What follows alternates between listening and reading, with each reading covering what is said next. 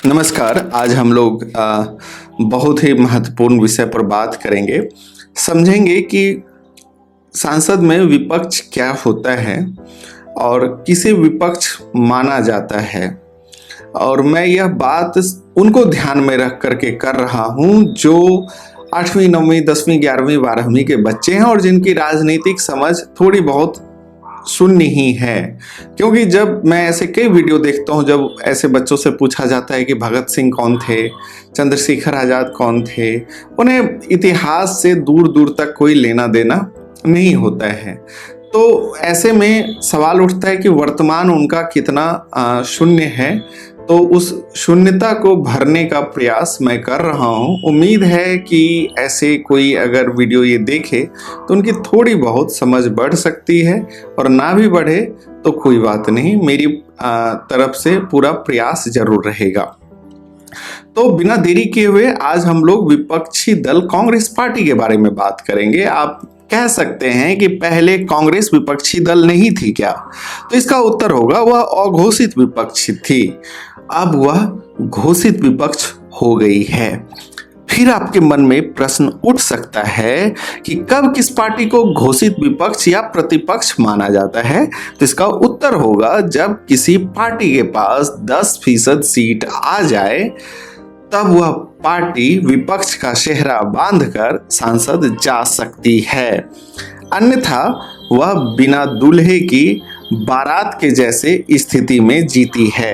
कांग्रेस के साथ भी 2014 और 2019 में ऐसा ही हुआ था कि जब 2014 में कांग्रेस के पास 10 सीट कम था और 2019 में मात्र 2 सीट विपक्ष बनने से कम पड़ गया था। मतलब 2014 में कांग्रेस के पास 44 सांसद थे, जबकि 2019 में कांग्रेस के पास 52 यानी कि 52 सांसद थे। सांसद का मतलब यहाँ पर लोकसभा की बात हो रही है, तो हम लोग लोकसभा के सदस्यों पर ही बात करेंगे।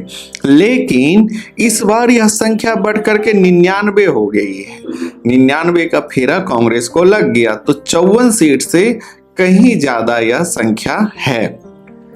इसलिए कांग्रेस पार्टी इस बार घोषित या औपचारिक रूप से विपक्षी पार्टी या बन गई है। तो अब आप पूछ सकते हो कि इसमें फायदा क्या होता है, तो उस पर भी हम लोग बात करेंगे। और इस विपक्ष का नेता राहुल गांधी को चुना गया है। चूंकि विपक्ष का पद एक संवैधानिक पद है, इसलिए राहुल गांधी पहली बार संवैधानिक पद संभालने जा रहे हैं। लेकिन इस बार राहुल गांधी के साथ उनकी मां सोनिया गांधी लोकसभा में नजर नहीं आएंगी, क्योंकि सोनिया गांधी राज्यसभा जा चुकी हैं।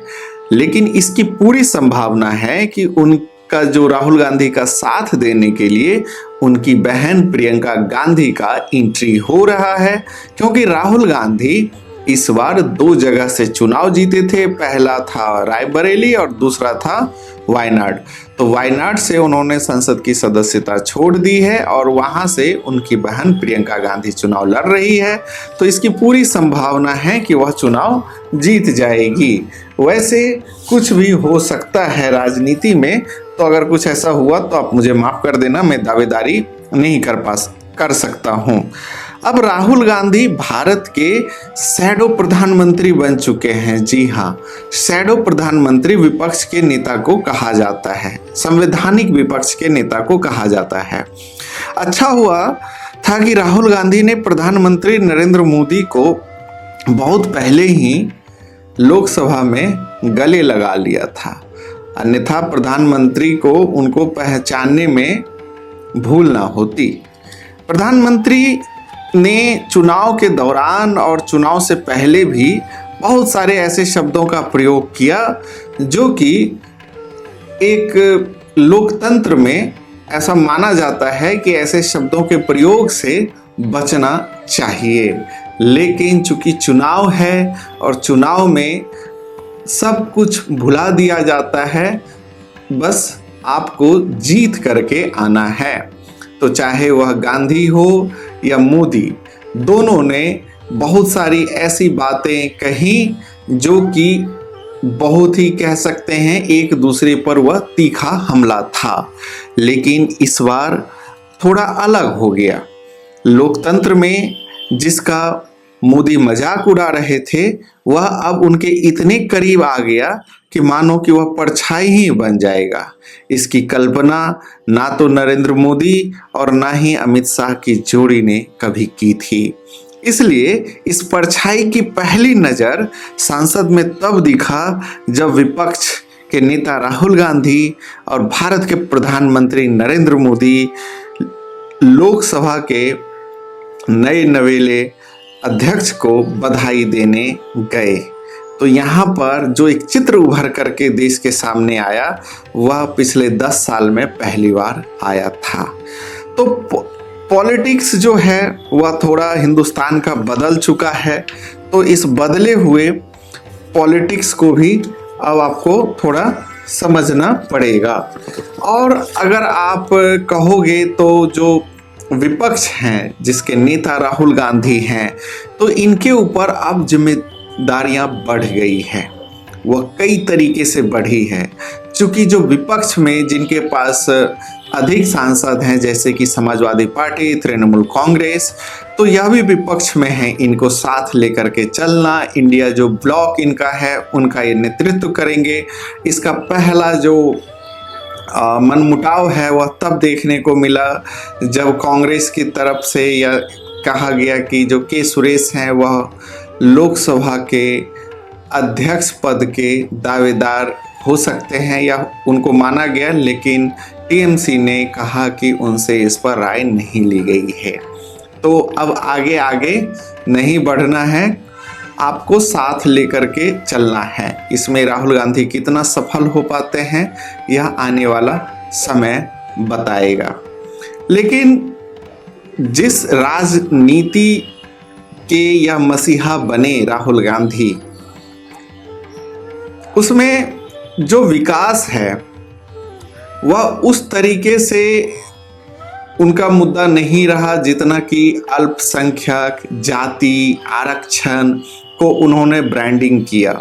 सबसे ज़्यादा जो सीट जो बढ़ी है उसमें अगर आप देखेंगे तो जो आरक्षण समाप्त हो जाएगा, 400 का पार का जो वादा था, तो जो लैंड पॉलिटिकल फर्टाइल लैंड जो बीजेपी ने तैयार करके राहुल गांधी को दिया, इस बार उसकी फसल उग गई और कांग्रेस जो है 52 से 99 पर पहुंच गई। और इस बार भाजपा सरकार जो कि पिछली बार तक थी, अब इस बार वो एनडीए की सरकार हो चुकी है। तो इसके लिए हमेशा राजनीतिक भूल कांग्रेस ने भी की है और भाजपा ने भी की है।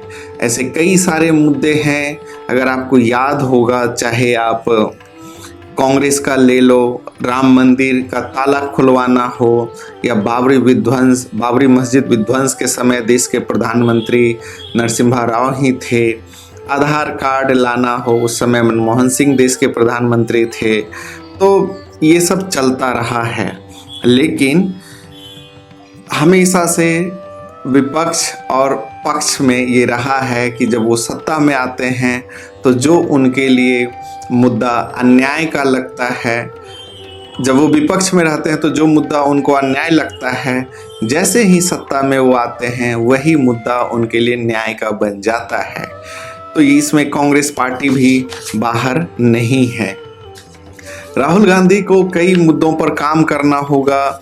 उसमें सबसे जो ज़्यादा ज़रूरी है उनका जो पॉलिटिकल मैच्योरिटी देखने पर, मतलब जो सवाल उठ रहा है कि वह कैसा दिखाएंगे, तो इस पर लोगों को प्रतीक्षा है। लेकिन उनकी जो उम्र है अभी वह 55 वर्ष के हैं और नरेंद्र मोदी से वह 10 साल लोकसभा सदस्य में जो है उनका अनुभव ज़्यादा है। मान लीजिए यदि राहुल गांधी 21 वर्ष की मतलब आयु में सिविल सेवा परीक्षा निकाल लेते तो कलेक्टर सब बन करके अब वह रिटायरमेंट के करीब जाते हुए नजर आते, क्योंकि 55 साल के हो गए हैं।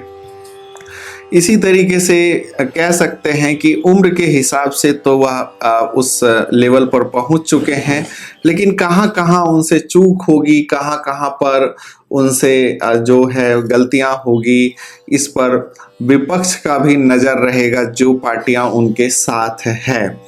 लेकिन अभी हमें वेट करना है और देखना है कि जो राहुल गांधी जो विपक्ष के नेता बने हैं वह कैसे काम करेंगे।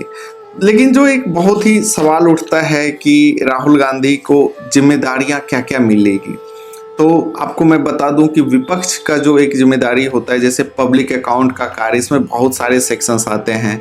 संसद समिति का कार्य होता है, चयन समिति का कार्य जिसमें ईडी, आपको सीबीआई, केंद्रीय सतर्कता आयोग, केंद्रीय सूचना आयोग, लोकपाल, चुनाव आयोग, तो मानवाधिकार के जो अध्यक्ष बनते हैं उनके पद में, यह सभी जगह ये जो है राहुल गांधी, मतलब राहुल गांधी अब उनको नहीं कहना चाहिए, विपक्ष के नेता हैं, तो वह जो है भारत के प्रधानमंत्री श्री नरेंद्र मोदी जी के साथ वो साथ बैठेंगे शैडो की तरह, जैसा कि कहा, परछाई की तरह। अब इनकी जो तालमेल है वह कितना सही रहेगा, कितना अलग रहेगा, और यह सब देखने वाली बात होगी। तो चलिए इसी तरीके से चर्चा में बने रहिए, मिलते हैं, बहुत बहुत धन्यवाद।